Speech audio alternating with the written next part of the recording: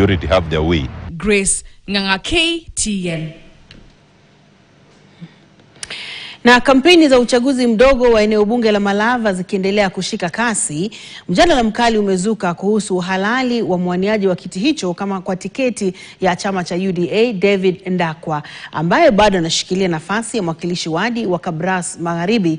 Upande mmoja unashikilia kwamba Ndakwa anafaa kujiuzulu kwanza, huku wengine wakisema kwamba kujiuzulu kwake ni pale atakapokula kiapo katika kuwa mbunge iwapo watashinda. Semi hizi kinzani zinatokana na katiba na pia uamuzi wa mahakama wa hapo awali katika kesi sawia. Kampeni za uchaguzi mdogo eneo bunge la Malava zimeendelea kupamba moto, mjadala ukizuka wa iwapo mwaniaji kwa tiketi ya chama cha UDA David Ndakwa anafaa kujiuzulu kwanza kama mwakilishi wadi wa Kabras Magharibi. Spika wa bunge la kaunti ya Kakamega James Namatsi akithibitisha Ndakwa bado hajajiuzulu. I will actually gladly take it and declare that seat of Kabras West vacant so that we can also have another by-election for Kabras West. Kulingana na Spika Namatsi, sio lazima Ndakwa ajiuzulu na pia ana uhuru wa kurejea katika bunge la kaunti iwapo hatashinda uchaguzi huo mdogo. Our MCAs are state officers.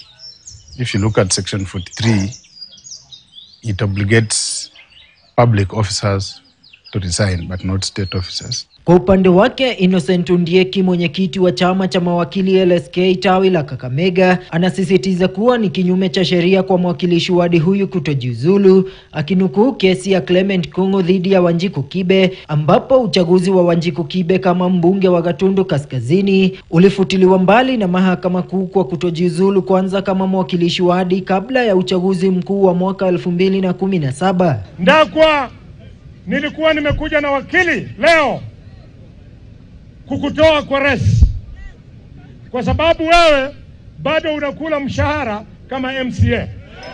In all honesty and under the law, by now the member of County Assembly Honorable Ndakwa ought to have resigned. Hata hivyo, ikumbukwe kuwa uamuzi huo wa mahakama kuu ulibatilishwa na mahakama ya rufaa ambayo ilirejesha kiti hicho kwa Wanjiku. First, we agree that going by the strict letter and the spirit of the statute, Ndakwa is ineligible to run as member of the National Assembly for Malava constituency.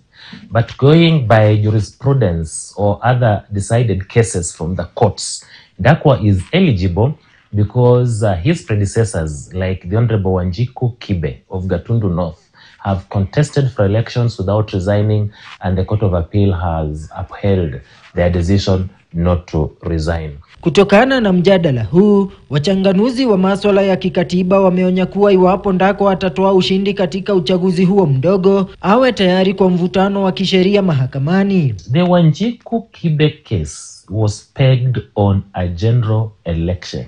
The Ndakwa case is pegged on a by-election.